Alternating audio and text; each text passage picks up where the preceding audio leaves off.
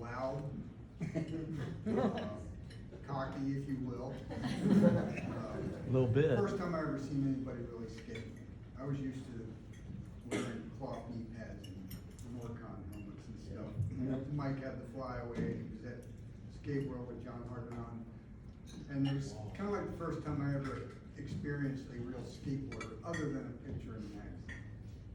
He was very stylish, very aggro. Everybody, I don't even know what I'm saying. But anyway, I guess I'll tell a story.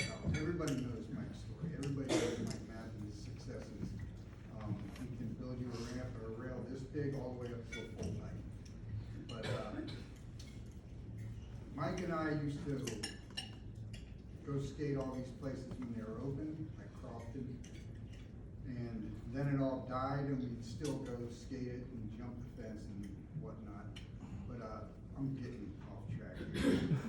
In the very beginning, first time I really started hanging out with Mike, he was also the first real punk rocker I knew. Black leather jacket. First time I ever went to his house, he had punk rock flyers all over the room. I'll never forget that. His dad was kind of just sitting in the corner. And, the energy that came out of that guy was incredible. And him and I became really good friends and started skating all over, like going to all the parks. And I guess the best way to do this is just to tell one of the funny stories about Mike and I. And that was, we used to go to Crofton Skate Park when it was open and pay to skate, hang out in the lights. First time I ever seen the Toke Teamers was there before I knew them. And then Crofton closed, and everybody started cutting holes in the fences. And so Mike and I, to back up a minute, I drew a cartoon once on a little piece of pad that says a typical trip to Crofton. And it was this little cartoon of me and Mike in his VW Rabbit driving green. It was green. Yeah. Driving to Crofton, taking an hour drive, and getting there. And when it was closed, you could park in the supermarket across the street, run across the highway, jump the fence, skate all day, no cops or nothing. But then as time went on, the police started busting people. And there was this one day, we were parked in the supermarket across the street. The police showed up, so we all ran to the back of the park, went through the hole in the fence, and the only way to get back to our car was to run through the woods, across the highway, back down through the woods, across the highway, to the car, and then leave.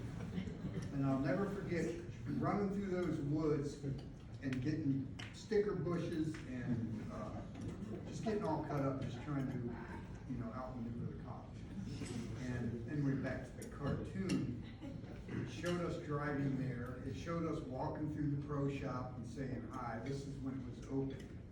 And then we'd get down on the bowl and do what you do when you get down in the bowl and hang out.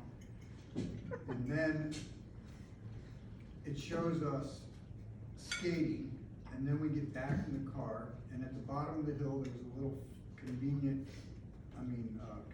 store called whatever, we used to call it the Metal Mart. Because all the kids that work there are over like metalheads. And we stop in there and get beer and potato wedges. We did it all the time.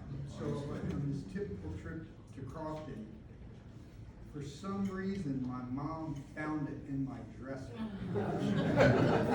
And I had also been using their car.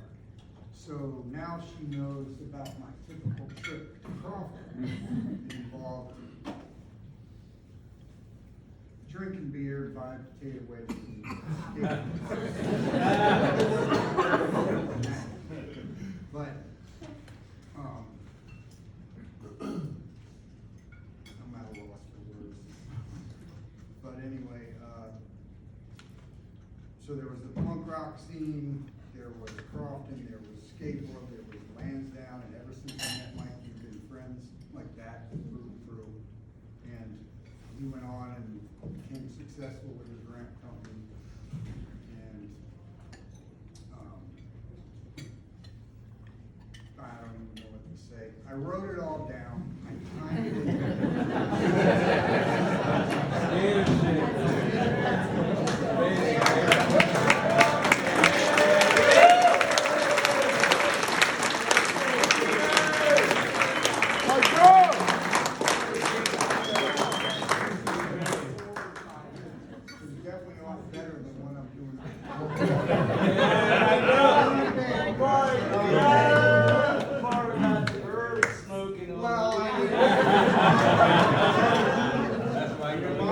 the letter, right? Yes, yes. I left that part out, but that's what we were doing when we would get down in the bulk. Right, We'd smoke right, but it in the was bulk. more explicit than that.